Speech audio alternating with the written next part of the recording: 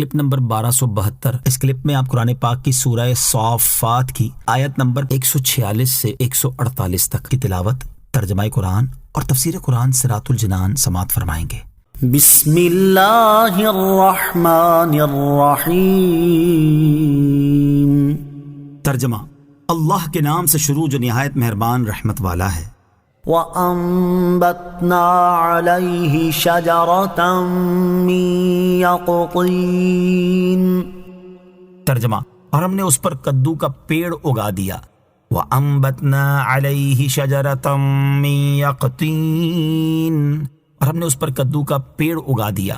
جس جگہ پر حضرت یونس علیہ السلام مچھلی کے پیٹ سے باہر تشریف لائے وہاں کوئی سایہ نہ تھا، تو اللہ تعالیٰ نے ان پر سایہ کرنے اور انہیں مکھیوں سے محفوظ رکھنے کے لیے کدو کا پیڑ اگا دیا، اور اللہ تعالیٰ کے حکم سے روزانہ ایک بکری آتی اور اپنا تھن حضرت یونس علیہ السلام کے دہنے مبارک میں دے کر آپ علیہ السلام کو صبح و شام دودھ پلا جاتی، یہاں تک کہ جسم مبارک کی جلد شریف یعنی کھال مضبوط ہوئی اور اپنے مقام سے بال اگائے اور جسم میں توانائی آئی۔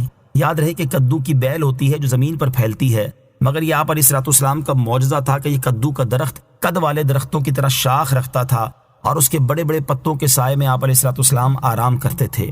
بزرگان دین کی پسندیدہ سبزی کدو یعنی لوکی کو تاجدار رسالت علیہ السلام بہت پسند فرماتے تھے، جیسا کہ حضرت انس رضی اللہ تعالیٰ عنہ فرماتے ہیں حضور اقدس علیہ السلام کدو شریف پسند فرماتے تھے۔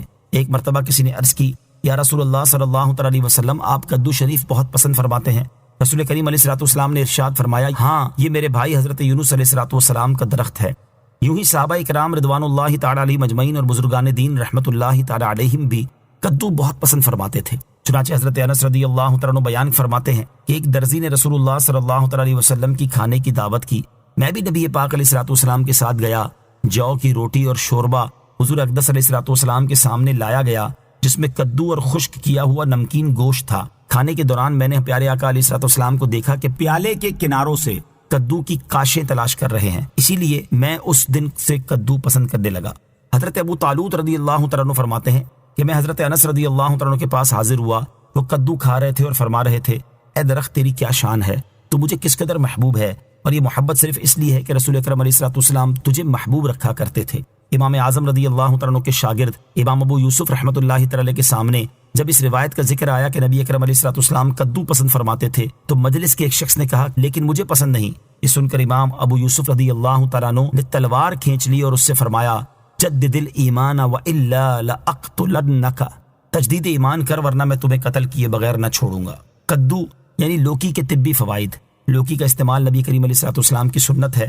طب کے ماہرین نے اس کے بہت سے طبی فوائد بھی بیان کیے ہیں، یہاں ان میں سے 7 طبی فوائد سماعت کیجیے۔ نمبر 1، لوکی میں موجود قدرتی وٹامن سی، سوڈیم، پوٹاشیم اور فولاد نہ صرف طاقت بخش ثابت ہوتا ہے بلکہ اس کا روزانہ استعمال پیٹ کے مختلف امراض کے خلاف مؤثر حفاظت بھی فراہم کرتا ہے۔ نمبر 2، لوکی میں پائے جانے والے اجزاء کی تاثیر قدرتی طور پر ٹھنڈی ہوتی ہے، جو گرمی کا اثر کم کرنے کے ساتھ ساتھ تھکن کا احساس بھی گھٹا دیتی ہے۔ نمبر 3، لوکی کھانے سے خوب بھوک لگتی ہے اور کمزوری دور ہوتی ہے۔ نمبر 4، قبض کے مریضوں کے لیے لوکی بہت فائدہ مند ہے۔ نمبر 5، کدو جگر کے درد کو دور کرنے میں مفید ہے۔ نمبر 6، پیشاب کے امراض، معدے کے امراض اور یرکان کے مرض میں بھی بہت فائدہ دیتا ہے۔ نمبر 7، اس کے بیجوں کا تیل درد سر اور سر کے بالوں کے لیے بہت مفید ہے اور نیند لاتا ہے۔ وَأَرْسَلْنَاهُ إِلَى 100,000 أَوْ يَزِيدُونَ فَآمَنُوا فَمَتَّعْنَاهُمْ إِلَى حِينٍ۔ ترجمہ، اور ہم نے اسے 1,00,000 بلکہ زیادہ آدمیوں کی طرف بھیجا، تو وہ ایمان لے آئے تو ہم نے انہیں ایک وقت تک فائدہ اٹھانے دیا۔ وَأَرْسَلْنَا، اور ہم نے اسے بھیجا۔ اس آیت اور اس کے بعد والی آیت کا خلاصہ یہ ہے کہ اللہ تعالیٰ نے حضرت یونس علیہ السلام کو پہلے کی طرح موصل کی سرزمین میں قوم نینوا کے 1,00,000 بلکہ اس سے کچھ زیادہ آدمیوں کی طرف انتہائی عزت و احترام کے ساتھ بھیجا۔ انہوں نے عذاب کے آثار دیکھ کر توبہ کر لی تھی، پھر حضرت یونس علیہ السلام کے دوبارہ تشریف لانے پر باقاعدہ آپ علیہ السلام کی بیعت کی، اور اللہ تعالیٰ نے آخری عبر تک انہیں آسائش کے ساتھ رکھا۔ نوٹ: حضرت یونس علیہ السلام کی قوم کی توبہ کا بیان سورہ یونس آیت نمبر 98 میں گزر چکا ہے، اور اس واقعے کا بیان سورہ انبیاء کی آیت نمبر 87-88 میں بھی گزر چکا ہے۔